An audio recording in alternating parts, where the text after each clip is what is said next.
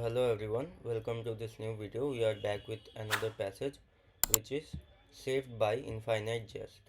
It is written by Mala Chatterjee. So, let's start without wasting much time. In the surreal aftermath of my suicide attempt and amid the haze of my own processing, my best friend visited me in the hospital with a copy of David Foster Wallace's Infinite Jest under his arm. It was the spring of 2021. A couple of months earlier, I had slipped in a tub, suffered a concussion, and triggered my first episode of major depression. And those had been the most difficult months of my life. So the author is talking about her injury from a bathtub, and then she got into depression, and her friend helped her with a book by bringing a book to a hospital.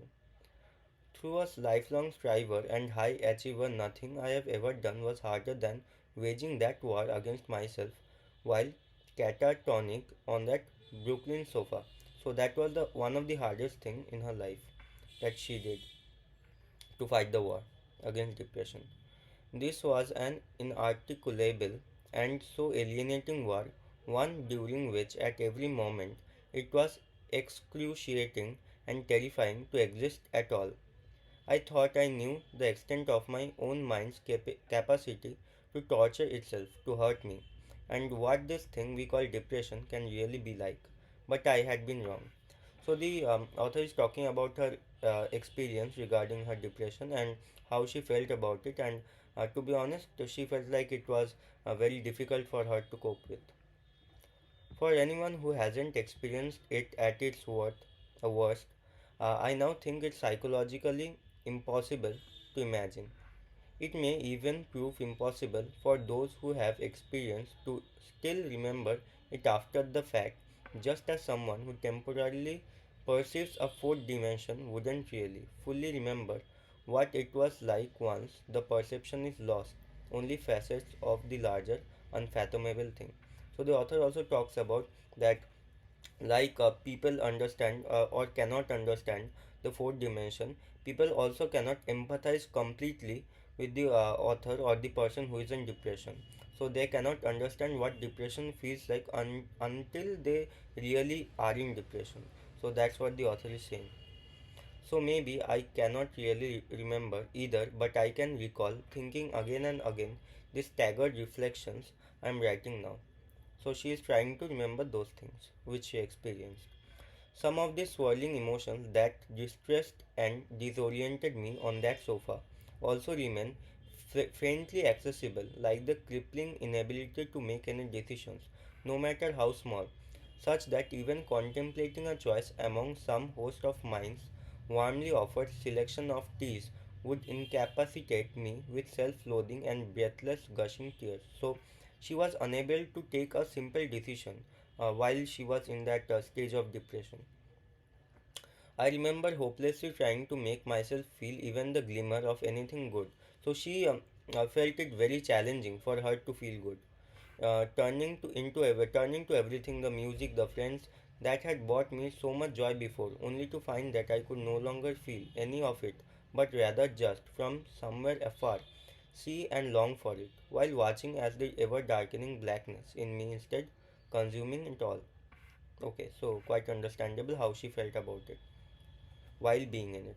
I remember the debilitating guilt and shame that emerged for everything I had ever done. Okay, including for having the audacity to keep existing for so long. So she felt bad about her own existence. And I remember an overwhelming empathy as I wondered how many others felt this way in the history of the world, imagining the vastness of all these solitary confinements within our mind across space and time. So she also felt bad about the people who were in depression like her. At the same time, it was unfathomable to me or unbelievable to her that anyone had ever felt like this, or that there could even be enough darkness in the universe to realize the experience more than this once. So she was also surprised by the fact that anyone can feel like her, or what she was feeling back then. From the days following my injury through the several months after, my ultimate challenge on that sofa was finding a way to endure the passage of time. I needed something to help me get through each moment and make it to the next one while still intact. I couldn't actually do anything, but staring into space kept me vulnerable as the cognitive passivity left ample room for darkness to seep in and swallow me away. So she found it challenging for her to, let's say, spend time, and then she's also telling us that the cognitive passivity or the mental passivity also left some room for darkness or depression to seep into that. After a few desperate weeks, I eventually found that reading fiction, filling my head with another world that left room for little else, was the one thing that made it more bearable to exist. My best friend then suggested that perhaps this was the moment to read Infinite Jest, which is a book. I think every day about how grateful I am that he did. Okay, so the author's friend suggested her to read The Infinite Jest, and she is thankful about that. I started reading, and it soon became the case that so long as Infinite Jest was in my hands, it was possible, okay, even for me to stick around. So she felt good after reading the book. The core themes of the book would soothe and sustain me over the coming weeks and can be conveyed, I think, by its two dominant and contrasting venues. Okay, so there were two venues or two geographical locations. One was the halfway house for addicts, and the other one was the high pressure tennis academy. In conjunction with an underlying and unifying thesis, all of us, whether we are chasing substances, achievements, or whatever else we hope will satisfy us and make us bearable to exist, are afflicted. We are all, for the lack of a better word, effed in the head, um, effed in the head in the very same ways. Okay, so the author of the book is saying that we are all depressed in some or the other way. So that made the author means acceptable by the outer world. She felt like that. With Infinite Jest in my hands, I was suspended afloat by a contradictory catharsis. This evanescent insight that I could hold on to so long as I just kept reading and rereading the book's pages. Okay, that I was not crazy nor alone, precisely because I really was crazy. Which is to say that this all wasn't me, but rather it was a human condition. So the author also felt accepted by the fact that she was crazy, but everyone else was. So it was a human condition, not it was not that she was special or she was the uniquely crazy person out there.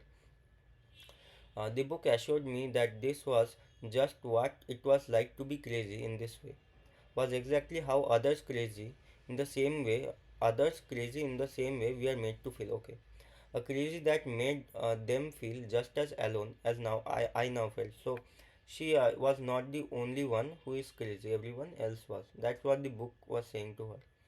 The book witnessed me, affirmed me, and assured me that my experience was familiar to the world. I can't put it any better than just saying the book was my friend. Okay, so the author particularly felt that the book was comfortable for her to read, and she felt good after reading the book. And she also felt that she was accepted by the outer world, and everyone else was the same like her, and she was not alone.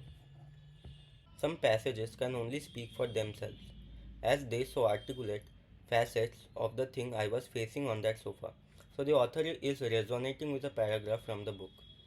On the psychotic depression suffered by the character Kate Gompert, the most haunting and compelling personification of depression I've come across. So the author relates with the character of the book, who is named Kate Gompert. So the Kate Gompert, this character describes what depression feels like. So let's read the paragraph. It is a level of psychic pain wholly incompatible with human life as we know it. It is a sense of radical and thoroughgoing evil, not just as a feature, but as the essence of conscious existence.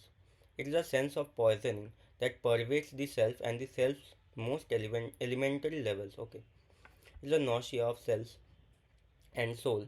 It is probably most indescribable except as a sort of double bind in which any or all of the alternatives we associate with human agency, sitting or standing, doing or resting, speaking or keeping silent, etc., are not just unpleasant but literally horrible.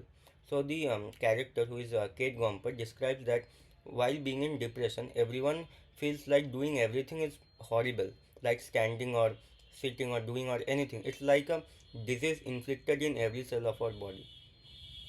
Okay, so no description that I have encountered has better conveyed so clearly and directly the precise nature of that moment by moment agony in which I had found myself. Okay, Infinite Jest's most famous lines are on suicidality and the airtight logic that brings along.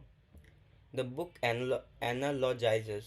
Okay, so the book exemplifies it it to the choice faced by those trapped inside a burning building and deciding whether to jump. Okay, so the book analogizes a situation where a person is in a building which is burning, and he or she decides whether to jump or stay in that building and burn. Make no mistake about people who leap from burning windows.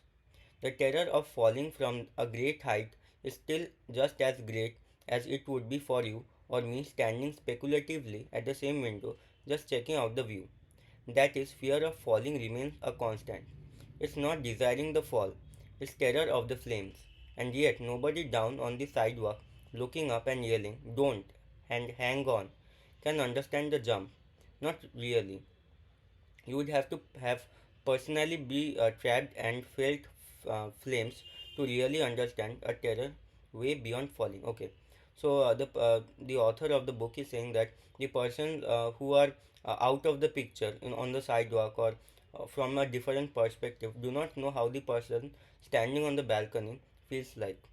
He or she feels like he's trapped in a situation where from behind there's flames of fire, and in front it is a fear of death and falling down.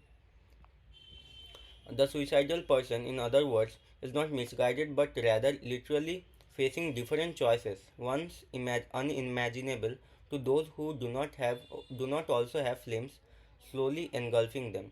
So the situation or the circumstance of every person is different. That's what highlighted in the book. I don't think I can really explain what reading all this meant to me. The book could see me like a mirror at that moment and describe it all right back.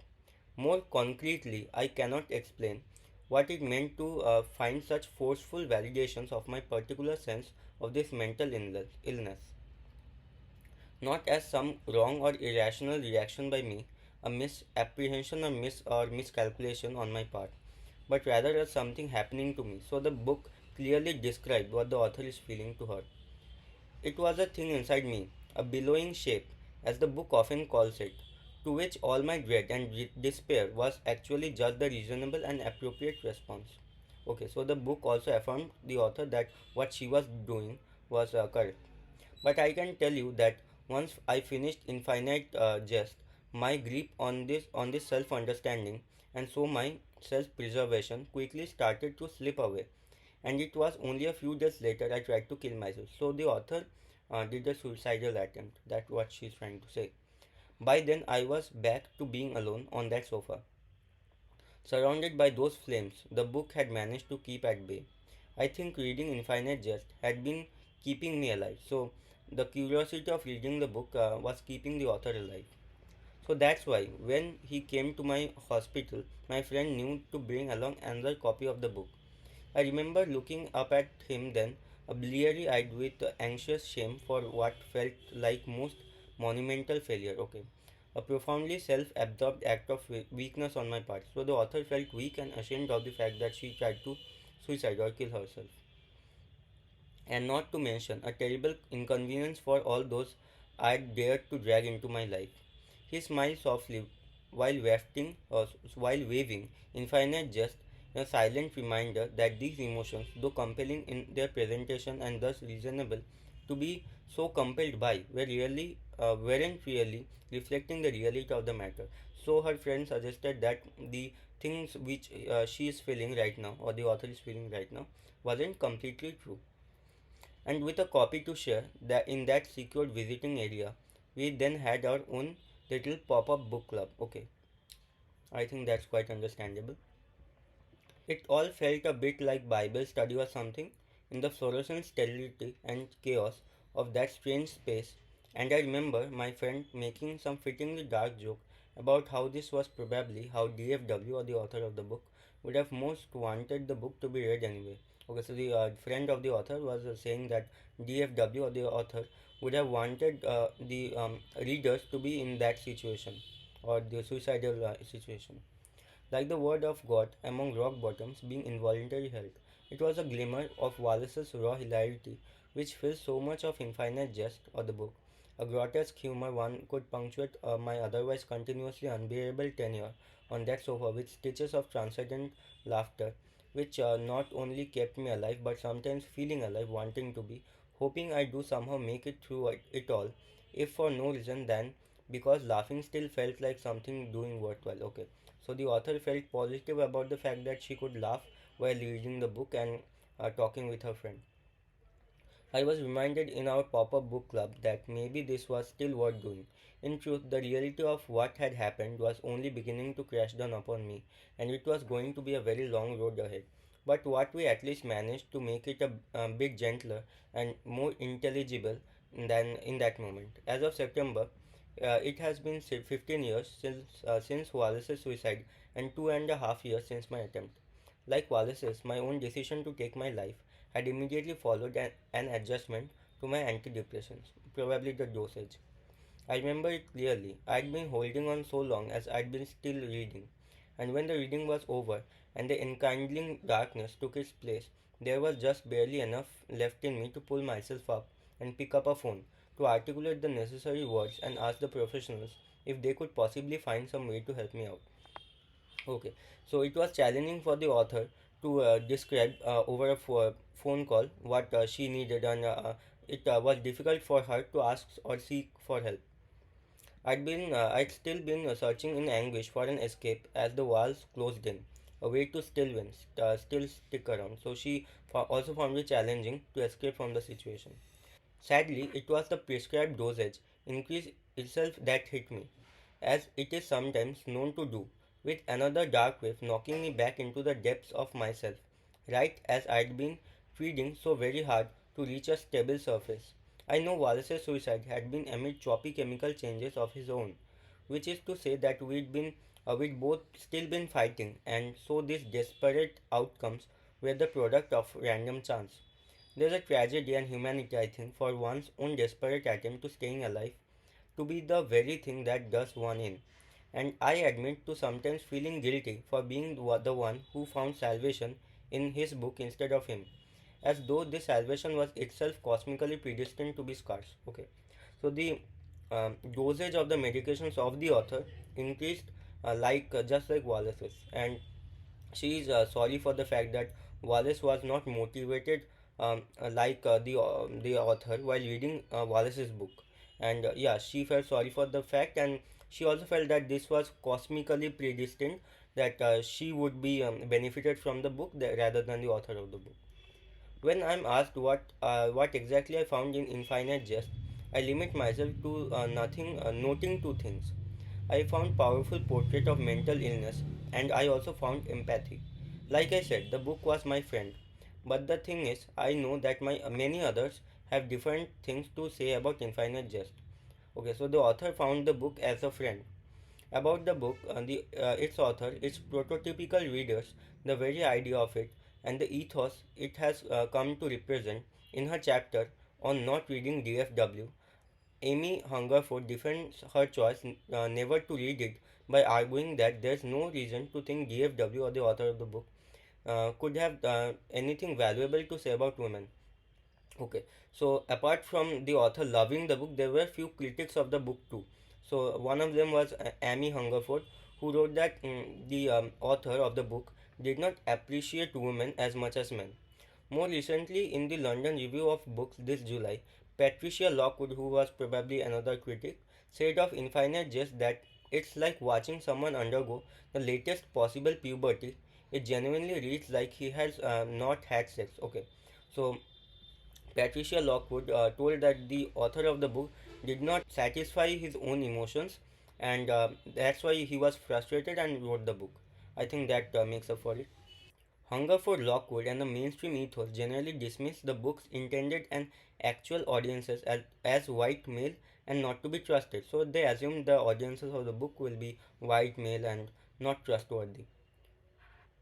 Driven by Stockholm Syndrome, sunk cost or delusions of self interested grandeur in calling the book genius or important.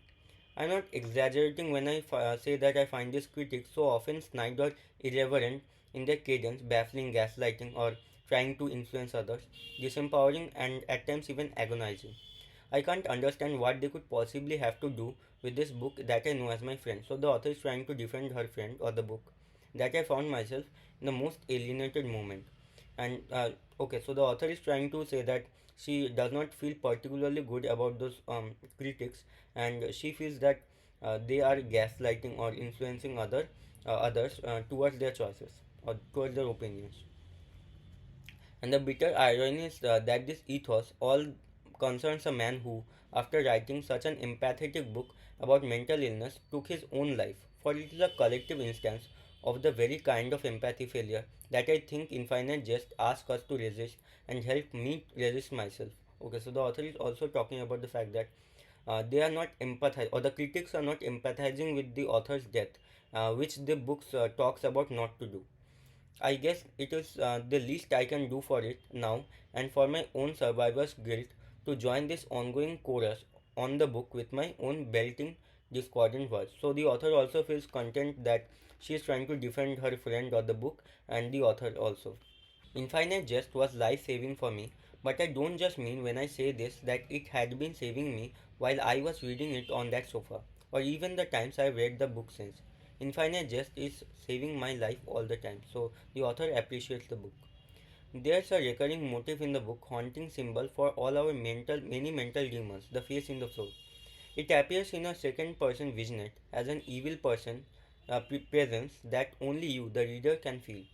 You wake up from a nightmare, you look around, and you suddenly notice that there is a face in the floor beneath you.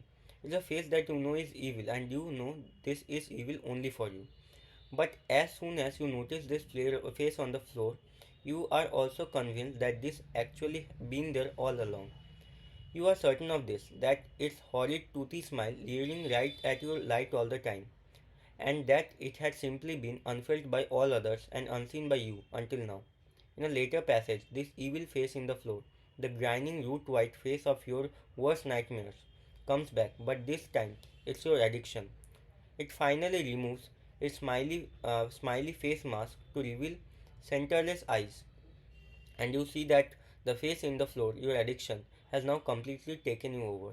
The face in the floor has become your own. It's your own face in the mirror, and now it's you, for it has devoured or replaced and become you. Okay, so the author is talking about the thing which is mentioned in the book, which is there's a evil face or a face in the floor. So when you wake up from a worst nightmare or a bad nightmare, you see this face, which is a metaphorical face of your evil spirits, and then you suddenly feel that it was you all along, and you have not noticed your evil thoughts and feelings until you are in depression. And after you are in depression, then the mask finally reveals, and then you find that it's you with centerless eyes, and it has taken you all over. So the negativity has taken you all over, and there's no positive thing left in your life. So that's what the author is saying. I think about the face in the floor every single day, and I remind myself of it. One of the most harrowing things about mental illness is not anything captured by descriptions of its first order symptoms, but rather the way it can convince you that these symptoms are just picking up on something that is and always has been the case. That was actually there all the time, and when you didn't feel this way, it was because you had been blind. Okay, so the negative emotions will try to persuade you and to try to influence you that it was there all the time, but you had been blind all the time. Mental illness can persuade you that you are seeing the reality that or had always been real, the face that had always been there in the flow, which is all to say that your epistemic position has simply been improved. Okay, so the negative thoughts will try to make you believe that your perspective has been improved and there has been negativity all the way around, but you are ignoring that all the time. So long as that you are being made to believe, then how can anyone expect you to also believe this too shall pass, or to somehow just drop it from swallowing you up? So the author is trying to question herself that how can you believe that something positive will happen when your own thoughts are trying to influence you that everything is negative and everything will be negative? It has been negative. I'm no longer on that sofa or surrounded by those flames, but still I'll probably always be moving with and managing my own belonging shape. So the author is trying to say that she has been recovered but not entirely. Mine is a synergistic and explosive Molotov cocktail of depression and emotion dysregulation. This basically means that my internal reality is prone to quickly and intensely turn itself upside down again and again. So the author is also saying that her own belief system is turning itself upside down again and again, and somersaulting through euphoria, despair, etc. etc. My challenge in the dissociated mist of these episodes will always be to find something from outside the moment to believe in, or to at least have faith that any such thing could even exist, and so to resist the recurring immersive insistence that only this moment and nothing before it was real. So the author is trying to find some truth in the distorted reality which is distorted by those negative thoughts or her evil self. Maybe that's why I needed to say all of this, to give my experience this reality and write it all down. So the author is also explaining why she wrote the entire passage, and paper over at least one of the floor's faces and preserve this here instead for myself. And maybe these revelations are also my redemption for that audacity to have been the one saved. But when I say that infinite jest is saving my life all the time, what I mean is that I still keep trying my very best to tell myself, because I still need and will keep needing to tell myself what has become my both my mantra and my prayer. It's the face in the floor. It's the face in the floor. It's the face in the floor. So the author repeats herself saying that there might be a face in the floor which was influencing her all the time, that or distorting her reality, that it is the actual reality, it's negative all the time, but she has been blind. But the author is self-aware of the fact that there is some negative thoughts in her, and yeah, that might influence her. So yeah, that's some self-realization, and the author wrote the passage because of that, probably a documentation for her own self in the future. So I think that what the passage talks about. I hope I have explained the entire passage well, and see you in the next one.